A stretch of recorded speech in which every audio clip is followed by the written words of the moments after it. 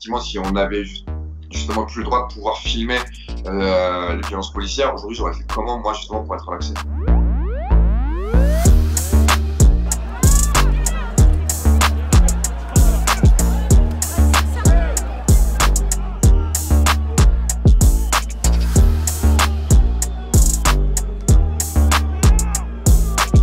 Bon, d'abord je voudrais ressouligner, mais vous l'avez fait vous-même, la grande importance de protéger nos forces de l'ordre.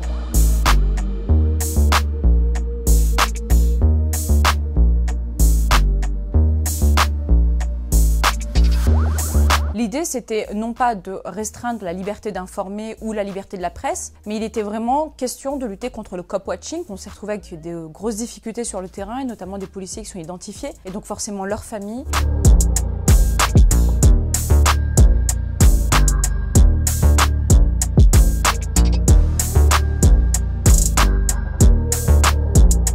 Il est impossible aujourd'hui de concevoir qu'on ne puisse pas diffuser l'image de service public. Il va de soi que cela va créer encore plus de conflictualité, encore plus de violence, encore plus d'incompréhension entre les policiers et les citoyens. L'article 24 prévoit la protection des fonctionnaires de police ou les militaires de la gendarmerie dans des opérations de police. Le législateur de l'Assemblée a d'ailleurs rajouté policiers municipaux.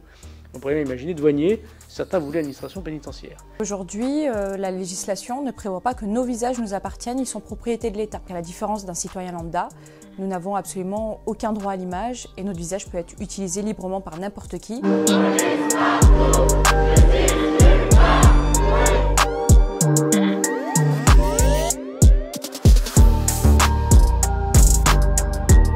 On voit bien autour de cet article 24 l'enjeu qui n'est pas simplement est-ce qu'on peut filmer ou est-ce qu'on ne peut pas filmer, est-ce qu'on est encore dans une démocratie. Le problème du floutage des policiers, ce n'est qu'un élément d'un dispositif liberticide qui se traduit par le fait qu'il est de plus en plus compliqué de manifester dans le pays des droits de l'homme et de la Révolution française. Effectivement, si on avait justement plus le droit de pouvoir filmer les violences policières, aujourd'hui j'aurais fait comment moi justement pour être relaxé.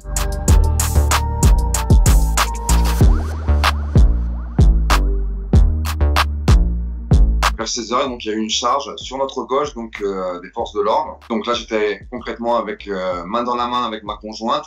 En une fraction de seconde, je me suis retrouvé effectivement par terre. Je me suis retrouvé donc littéralement comme un légume par terre, tiré donc sur plusieurs mètres jusqu'à me retrouver donc derrière justement les véhicules des forces de l'ordre.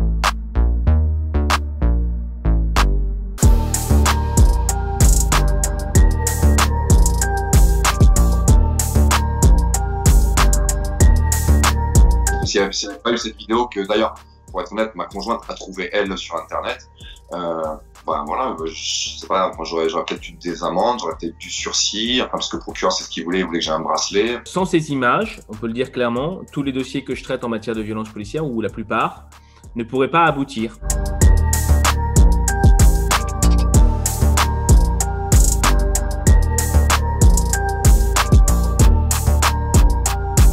C'était bien rédigé, la réponse est non, mais il y avait un but.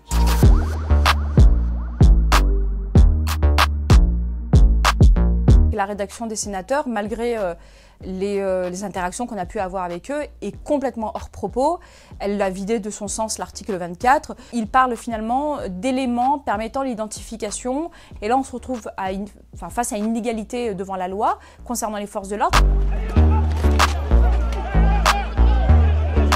Ces images, elles existent, elles filment les violences, elles documentent, elles objectivent.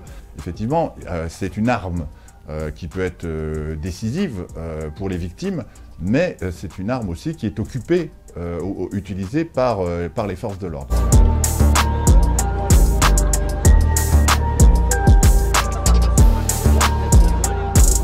Avec cet article 24, il est extrêmement probable que c'en sera fini, finalement, de la possibilité pour les victimes d'obtenir justice. C'est déjà compliqué, très compliqué, y compris avec les vidéos, d'obtenir justice.